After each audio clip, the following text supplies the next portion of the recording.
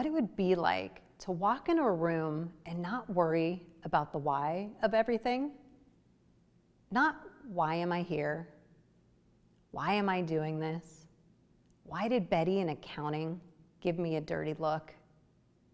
Why did my boss send me this email? What would it be like to know that who I am is enough and let things just happen? Let the world play out.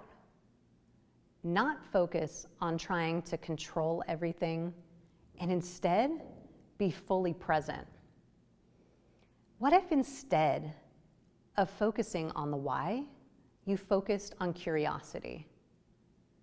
Perhaps you have heard Simon Sinek's book, Start with the Why. This book revolutionized leadership. Simon said that all great leaders think in an opposite way of everyone else.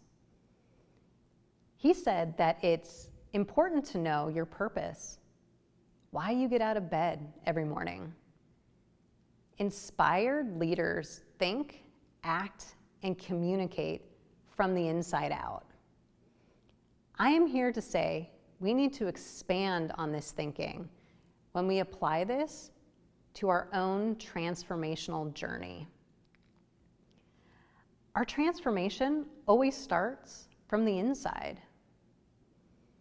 Do you remember what it was like being a child? Do you remember how it felt to be curious, as if everything around you were something new?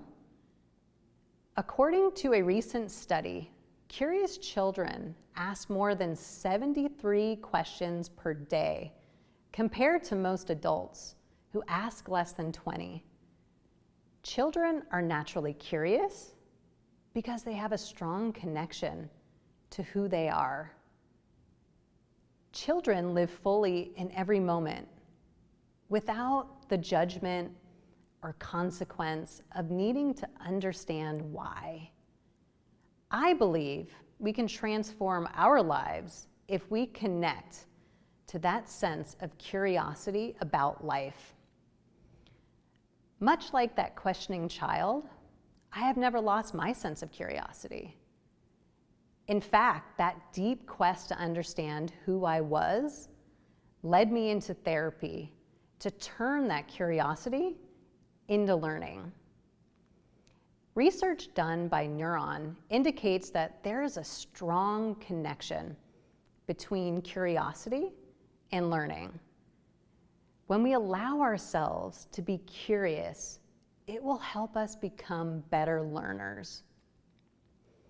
One of the things I've learned is that children are curious because they do not have judgment or the need to understand why things are happening. The strong desire for humans to understand the why of our existence is the curiosity we see in children. As we become older, that curiosity inside all of us starts to get more complicated. This is when we start to lose our genuine curiosity and start to cling to the why. Why didn't I get that job? Why does this happen to me?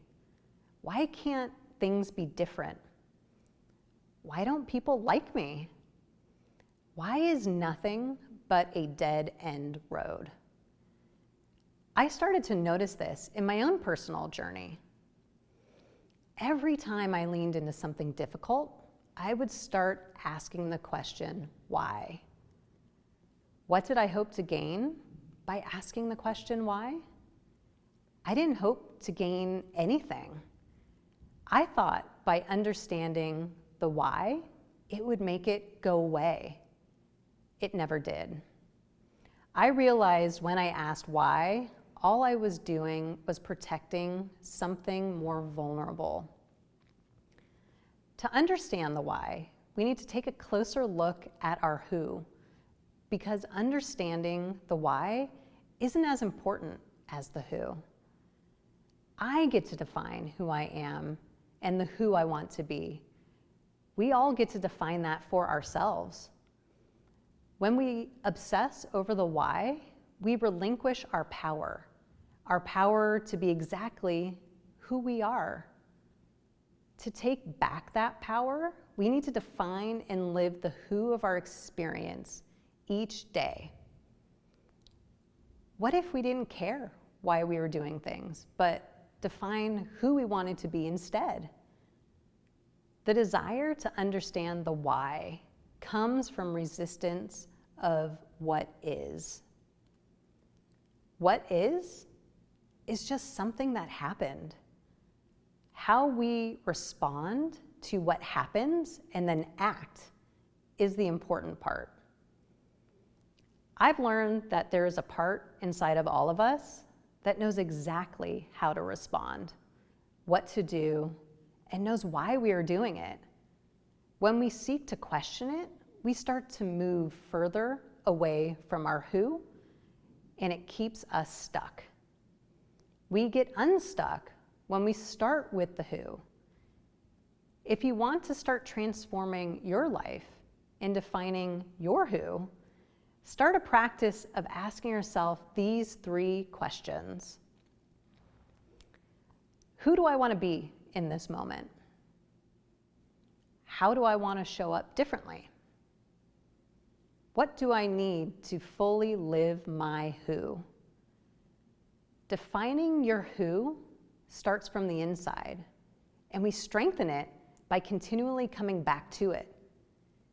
It starts with tapping into that part inside of all of us that knows what to do and how to do it. What I've learned is that tapping into our who is a process of deepening trust in ourselves. Something we lose along the way as we seek to understand and relate to the world around us. Trusting ourselves and trusting the process of life.